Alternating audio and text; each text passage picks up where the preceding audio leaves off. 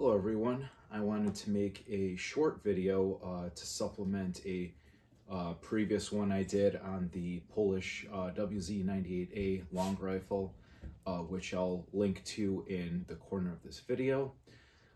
So I have come into possession of another one, as well as a Wz.98a spare bolt, both of which I want to illustrate in greater detail in this one.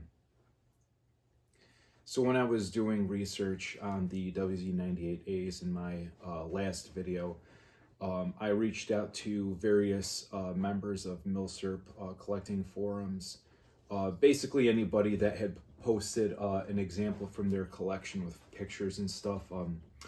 I asked if, some additional information about them, if they could take detailed photos of markings and whatnot, and to be honest, there was only one individual that kind of followed up with me, provided more photos, and we actually had a meetup at a certain point where he let me put my hands on this and kind of play around with it, and I was extremely grateful that afterwards he offered to sell it to me, so I graciously took that offer on.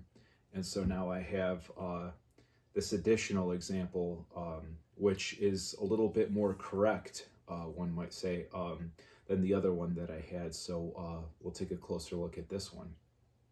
All right, so taking a look at the crest over here. It is a 1936 dated example. As you can see, the crest over here at the top of the receiver. 1936 is the first year of Wz.98a production, of which about 15,500 were made. This one does have a correct Wz.98a bolt that is matching the receiver serial number. Moving over to the underside of the rifle, you'll see that this has the correct Wz.98a floor plate and trigger guard, which is of the Imperial German Gewehr 98 style. It is unmarked without serial numbers, but there are Lucky Charm proof marks on the underside, hidden under the wood line.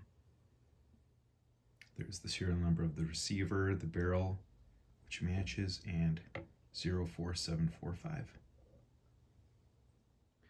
At the muzzle end, it is fortunately not import marked, and the front sight was not modified for a sight hood. And here's a shot of the other side of the muzzle end. The rifle also shows no signs of any sort of capture rework by the Germans, like forced serialization of parts, rebluing, or any depot stamps, which is honestly quite remarkable. The stock and stock hardware that the rifle currently sits in is not original, as you can tell. It's a reproduction Gewehr 98 stock with some Imperial German components thrown in. While I did have a Wz.98a stock available for swapping this one into, I found that the trigger guard and barreled action of this rifle did not really seem to play very well with it. So rather than try to force it in and potentially damage a rare and expensive stock, I just left everything as is. So I did want to now go over some observations on the bolts. I now have two Wz.98a bolts available for discussion. The first one over here in the forefront, this is the matching bolt that came with that 1936 rifle. And the second one over here, this is actually one I found on Gunbroker, I believe, advertised as a Persian Mauser bolt, so I was able to get a very good price on it. Unfortunately, this one in the back has been polished by the previous owner, but it's still a pretty hard to find bolt.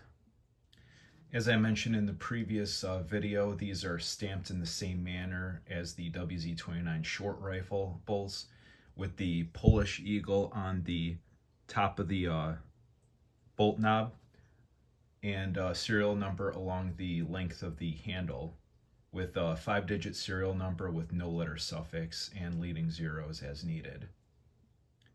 And on the back side of the bolts, you're going to see Lucky Charm proof marks on the bottom of the bolt handle stem base. Here's a closer look at the Lucky Charm proof marks on one.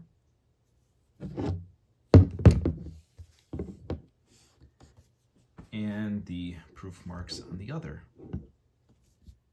So yes, I'm eternally grateful that I was able to acquire this beautiful example to add to my collection, and hopefully I provided some additional details and insights into Wz.98a and Polish Mauser rifle collection in general.